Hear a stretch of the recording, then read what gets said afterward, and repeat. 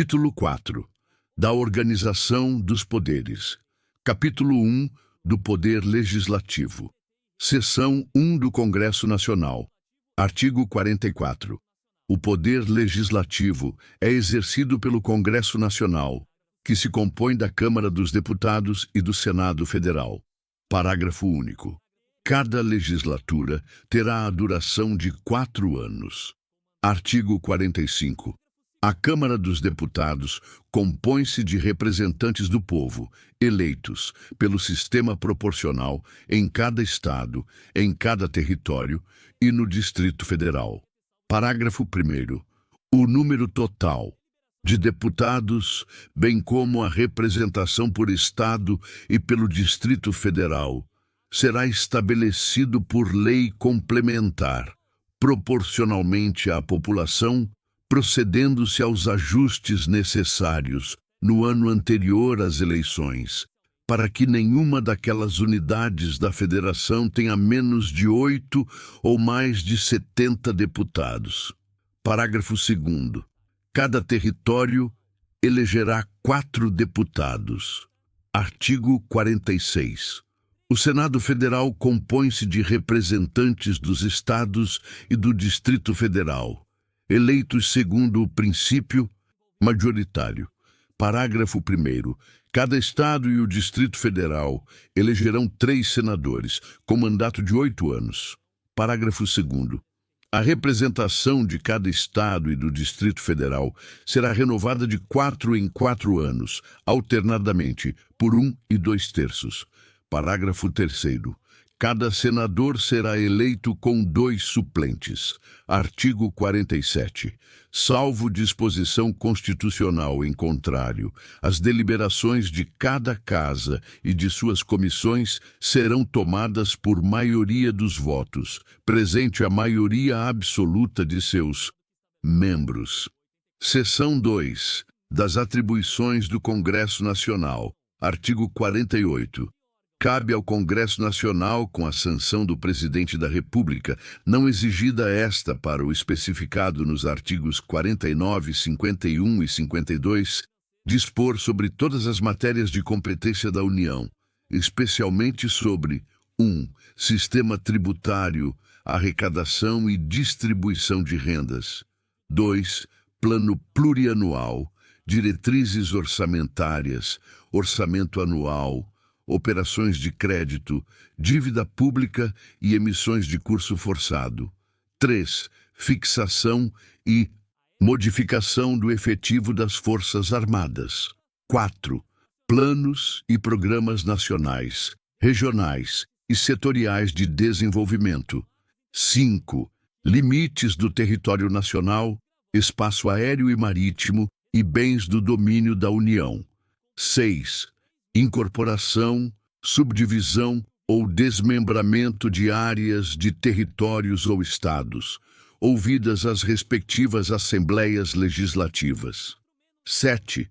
Transferência temporária da sede do governo federal. 8. Concessão de anistia. 9. Organização administrativa judiciária. DIDU, Ministério Público e da Defensoria Pública da União e dos Territórios, e Organização Judiciária e do Ministério Público do Distrito Federal. 10. Criação, transformação e extinção de cargos, empregos e funções públicas, observado o que estabelece o artigo 84, 6b, 11, criação e extinção de ministérios e órgãos da administração pública. 12. Telecomunicações e radiodifusão. 13. Matéria financeira, cambial e monetária, instituições financeiras e suas operações. 14. Moeda, seus limites de emissão e montante da dívida mobiliária federal. 15. Fixação do subsídio dos ministros do Supremo Tribunal Federal, observado o que dispõem os artigos 39, parágrafo 4º, 150, 2, 153, 3 e 153, parágrafo 2º, 1. Artigo 49. É da competência exclusiva do Congresso Nacional. 1. resolver definitivamente sobre tratados, acordos ou atos internacionais que acarretem encargos ou compromissos gravosos ao patrimônio nacional. 2. Autorizar o presidente da República a declarar guerra, a celebrar a paz, a permitir que forças estrangeiras transitem pelo território nacional ou nele permaneçam temporariamente, ressalvados os casos previstos em lei complementar. 3. Autorizar o presidente e o vice-presidente da República a se ausentarem do país, quando a ausência exceder a 15 dias. 4. Aprovar o estado de defesa e a intervenção federal. Autorizar o estado de sítio ou suspender qualquer uma dessas medidas. 5. Sustar os atos normativos do Poder Executivo que exorbitem do poder regulamentar ou dos limites de delegação legislativa. 6. Mudar temporariamente sua sede. 7. Fixar idêntico subsídio para os deputados federais e os senadores. Observado o que dispõem os artigos 37, 11 e 39, parágrafo 4º, 150, 2, 153, 3 e 153, parágrafo 2º, 1. 8. Fixar os subsídios do presidente e do vice-presidente da República e dos ministros de Estado. Observado o que dispõem os artigos 37, 11, 39, parágrafo Marfato 150, 2, 153, 3 e 153, parágrafo 2º, 1, 9. Julgar anualmente as contas prestadas pelo Presidente da República e apreciar os relatórios sobre a execução dos planos de governo. 10. Fiscalizar e controlar diretamente ou por qualquer de suas casas os atos do Poder Executivo, incluídos os da administração indireta.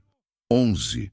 Zelar pela preservação de sua competência legislativa em face da atribuição normativa dos outros poderes.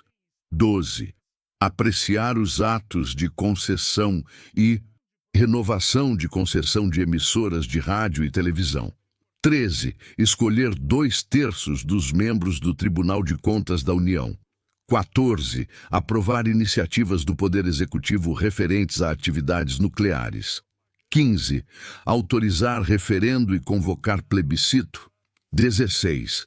Autorizar em terras indígenas a exploração e o aproveitamento de recursos hídricos e a pesquisa e lavra de riquezas minerais. 17. Aprovar previamente a alienação ou concessão de terras públicas com área superior a 2.500 hectares. 18. Decretar o estado de calamidade pública de âmbito nacional previsto nos artigos 167b, 167c, 167d, 167e, 167f e 167g desta Constituição. Artigo 50. A Câmara dos Deputados e o Senado Federal, ou qualquer de suas comissões, poderão convocar ministro de Estado, quaisquer titulares de órgãos diretamente subordinados à Presidência da República ou o presidente do Comitê Gestor do Imposto sobre Bens e Serviços para prestarem, pessoalmente, informações sobre assunto previamente determinado, importando crime de responsabilidade à ausência sem justificação adequada. Parágrafo 1º. Os ministros de Estado poderão comparecer ao Senado Federal, à Câmara dos Deputados ou a qualquer de suas comissões, por sua iniciativa e mediante entendimentos com a mesa respectiva, para expor assunto de relevância de seu ministério. Parágrafo 2º. As mesas da Câmara dos Deputados e do Senado Federal poderão encaminhar pedidos escritos de informações a ministros de Estado ou a qualquer das pessoas referidas no caput deste artigo, importando em crime de responsabilidade a recusa ou o não. Atendimento no prazo de 30 dias, bem como a prestação de informações falsas. Seção 3 da Câmara dos Deputados. Artigo 51. compete privativamente à Câmara dos Deputados. 1. Autorizar por 2/3 de seus membros a instauração de processo contra o presidente e o vice-presidente da República e os ministros de Estado. 2. Proceder à tomada de contas do presidente da República quando não apresentadas ao Congresso Nacional dentro de 60 dias após a abertura da sessão legislativa. 3. Elaborar seu regimento interno. 4. Dispor sobre sua organização, funcionamento, polícia, criação, transformação ou extinção dos cargos, empregos e funções de seus serviços, e a iniciativa de lei para a fixação da respectiva remuneração, observados os parâmetros estabelecidos na Lei de Diretrizes Orçamentárias. 5. Eleger membros do Conselho da República nos termos do artigo 89, 7. Seção 4. Do Senado Federal, artigo 52. Compete privativamente ao Senado Federal. 1.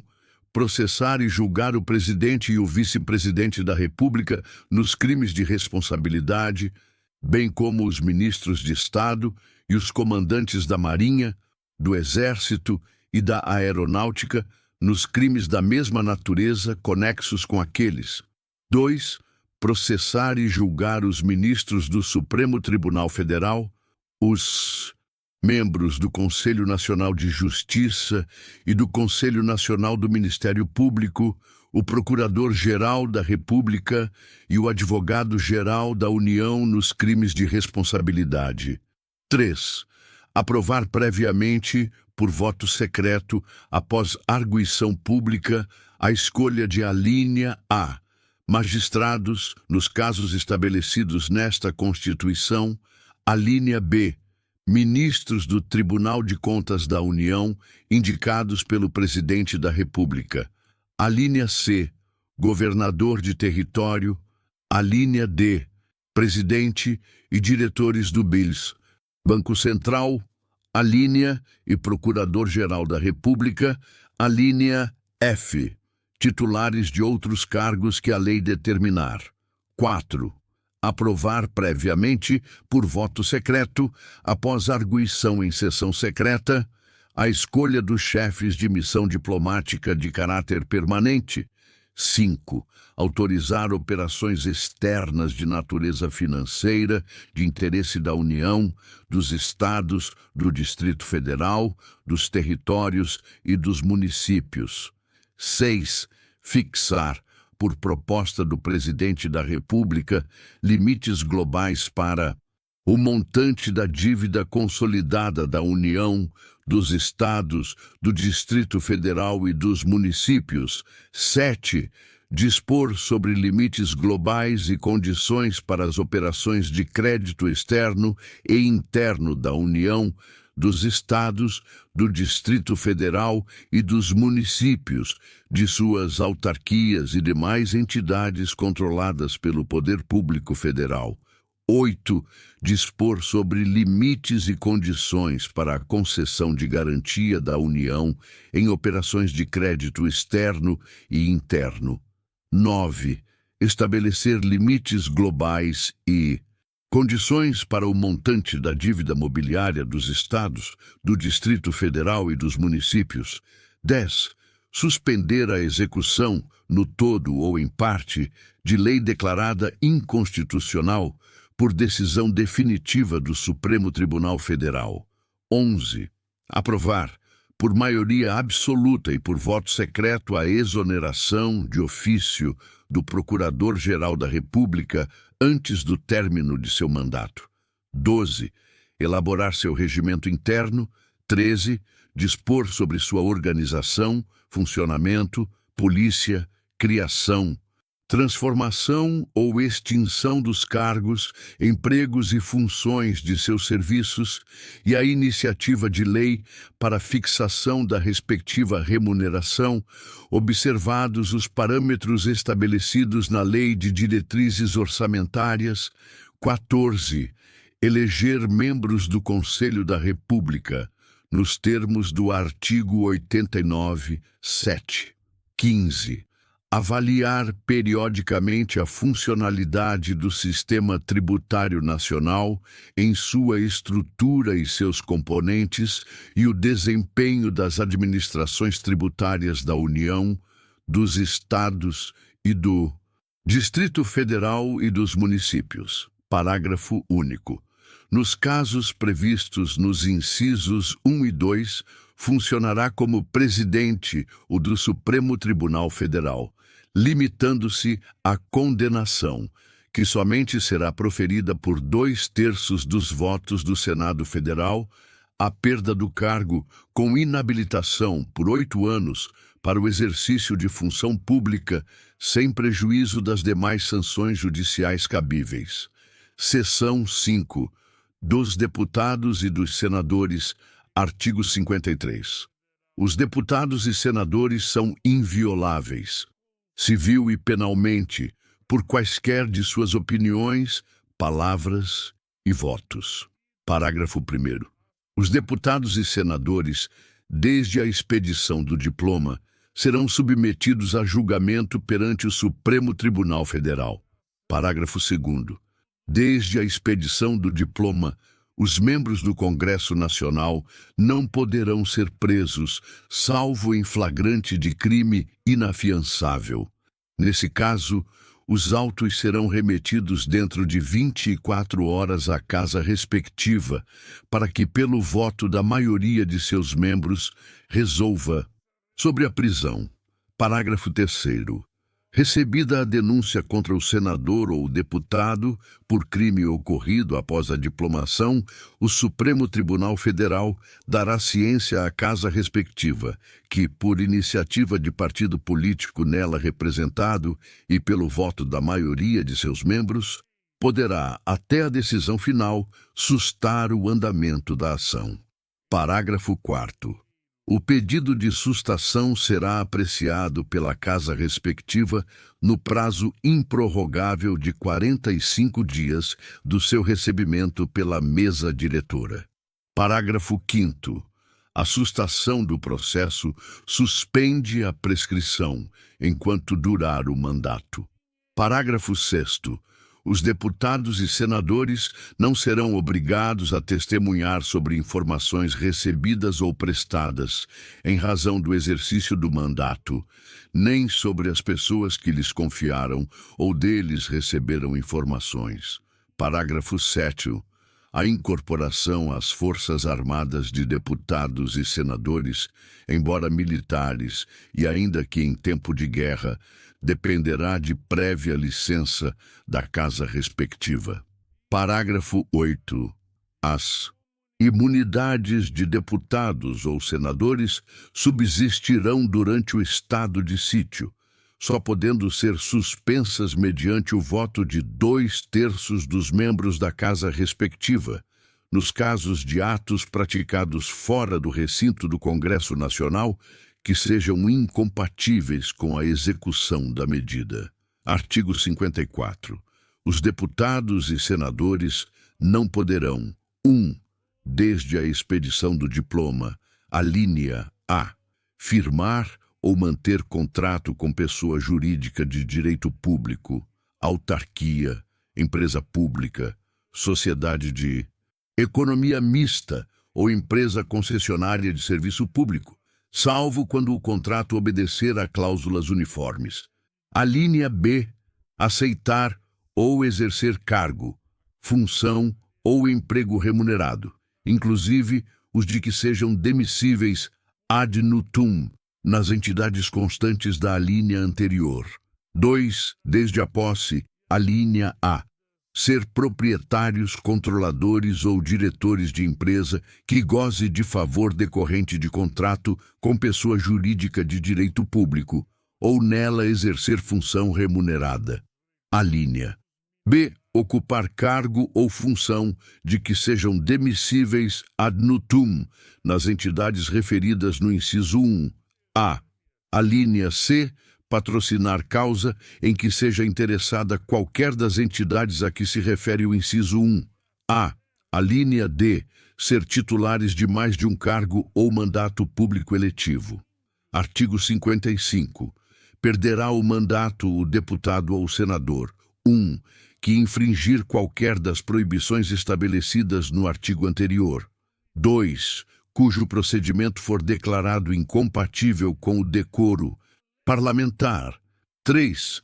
Que deixar de comparecer em cada sessão legislativa a terça parte das sessões ordinárias da Casa a que pertencer, salvo licença ou missão por esta autorizada. 4. Que perder ou tiver suspensos os direitos políticos. 5. Quando decretar a Justiça Eleitoral, nos casos previstos nesta Constituição. 6. Que sofrer condenação criminal em sentença transitada em julgado. Parágrafo 1º. É incompatível com o decoro parlamentar, além dos casos definidos no regimento interno, o abuso das prerrogativas asseguradas a membro do Congresso Nacional ou a percepção de vantagens indevidas. Parágrafo 2º.